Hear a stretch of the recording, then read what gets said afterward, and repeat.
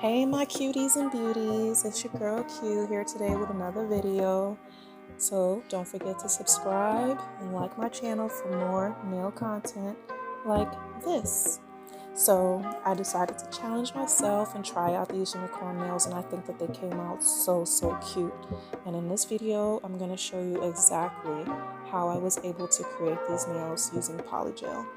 So I saw these sensational gel polishes and this chrome polish at Walmart, and I was like, that'll be perfect for unicorn nails. So I'm going to be using my practice fingers because I'm still waiting on my practice hand. It should be here this week. I'm going to use the Your Sugar, I'm not sure if it's Your or You Are Sugar, but I'm going to use that base coat, the top coat, their pink polygel, and the clear polygel to be able to create these nails. And in order to do this, you're definitely going to need some isopropyl alcohol, so that way you can work that polygel around the nails. I don't have tips, so I'm definitely using some forms today, and I'm only going to use one form to do all 4 of these nails because I'm not going to waste all the forms that I have, because these are really good. I got those on Amazon, and all the links and descriptions will be in the box below, so you can purchase some of this stuff if you're also starting your YouTube journey and doing nails. So first I'm going to be applying some base coat to all 4 of the nails, so that way I can get it cured, get that form on, and start adding that thin layer of polygel that we're going to need to be able to create these nails. So I'm putting them in the lamp to get it cured, and usually once you cure a base coat, it's the sticky layer that's on top. I never take it off. You can take it off if you want, but it doesn't bother me to work the nails with that sticky layer. In order to use these forms on these practice fingers, I have to cut off some of the form in order for it to fit. I tried doing these before, just using the full form on the practice finger, but because of that curve, that deep curve of the finger, it doesn't allow me to place my form the way I want to, and I end up having to rip that form off and put a new one on, and I was just going through my forms like crazy. But I find that doing this helps, so I'm just gonna peel it off from the backing, put that tab on the base of it for a little extra support and firmness, and I'm just gonna bend it a bit to shape it so it can be easily shaped to how I want the shape to be, and just get it closed on tight and get it on the nail so I can start forming this nail.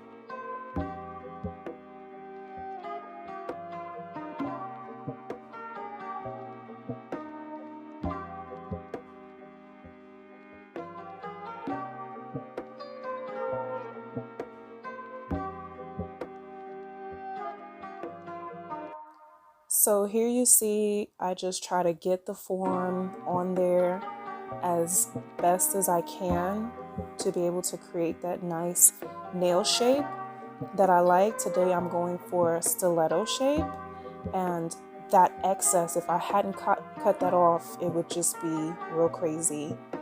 I'm going in with a clear polygel, and I'm just going to create a very thin layer on all 4 of these nails. You can either start at the tip and create the tip and then work from there down, or you can just do like I did, squeeze it out like toothpaste and just start shaping from the cuticle area down, just patting and pulling when need to get that nice nail shape that you would want out of this polygel. Polygel is really good to work with and really easy for beginners like myself. Now, disclaimer, I am not a nail technician. I'm not licensed. I just like doing nails, and I just wanted to show you guys what works for me when I do my own nails or I practice on these practice fingers. So after doing all 4 of those, I cure them, remove the form, and that inhibition layer, that sticky layer that's on the nails, you can just dab some alcohol onto a paper towel and just wipe that off of all the nails before you go ahead. Now, filing these thin nails, you have to really be careful. It looks like I'm putting a lot of pressure on the nails, but I'm filing really lightly because you're just starting at a thin base and you do not want to break this and have to start all over again.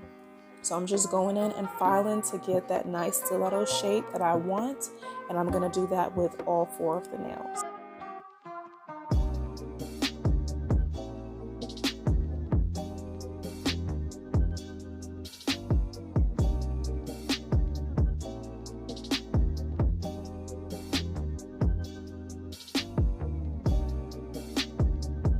So on all 3 of these nails, I'm going to start building the nail up.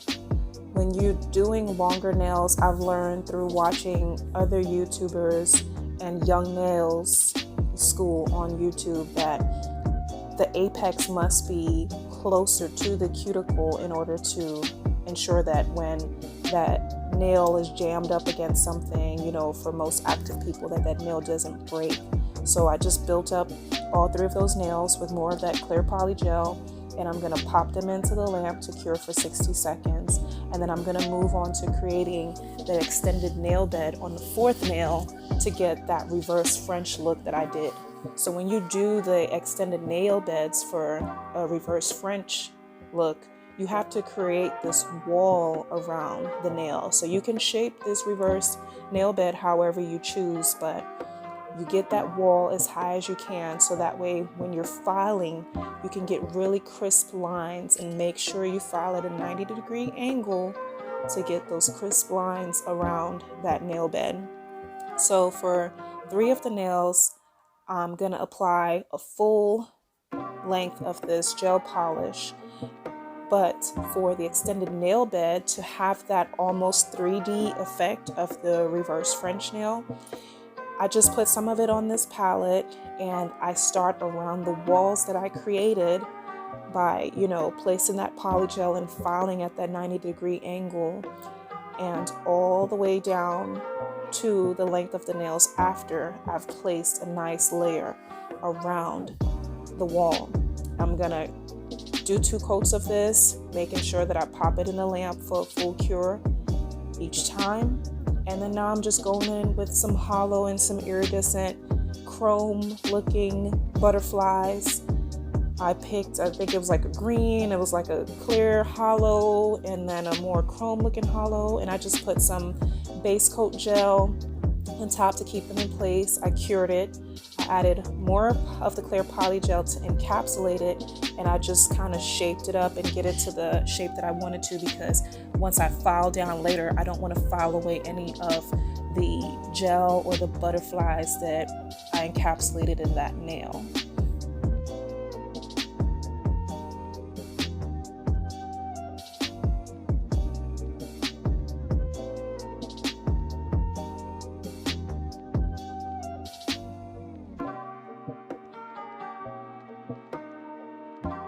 So before adding the gel polish, by the way, if I didn't mention it before, the name of that polish is Relaxation, Rest and Relaxation, the sensational brand that you can find at Walmart. And it's really like this nice, pretty, light mint green color. But I add base coat gel to each of these 3 nails, cured it for 60 seconds. Then I add 2 coats of that beautiful gel polish to each nail, curing in between each coat for 60 seconds.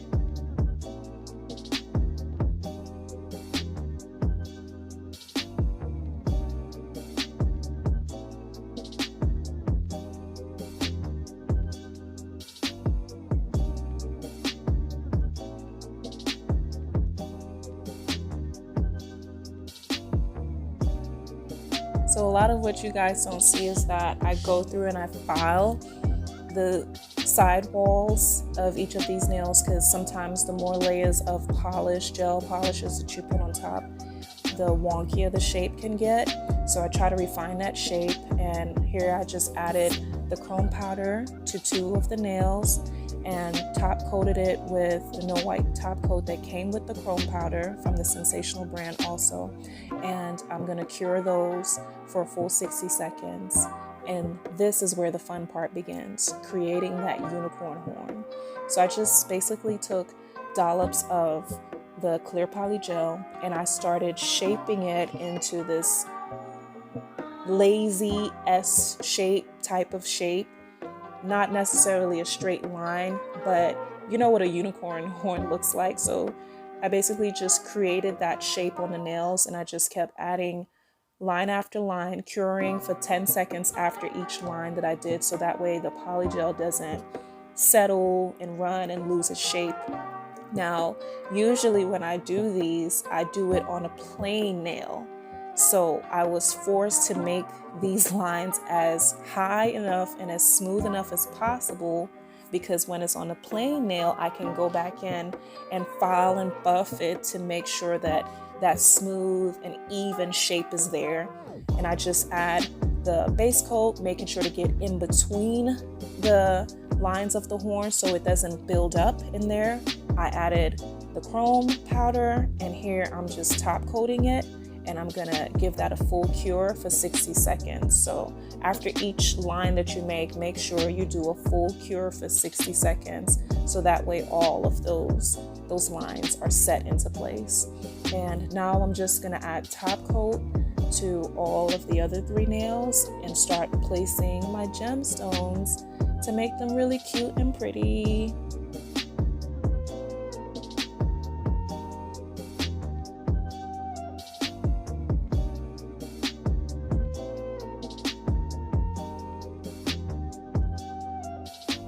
So at first I wanted to use these chrome looking gems, but then I decided on doing AB type gems. Now these are not Swarovski crystals, these are just some basic gems that I got off of Amazon. I'll also put the link to that down below, to include this nail katana that I got from Amazon that works so much better than those little wax pencils. So I just place the gems around the smile line of this reverse French nail, and then I add a couple gems to the cuticle area of the other 2 plain colored nails, and then that's pretty much it. Like, this was so much fun. I really enjoyed doing this.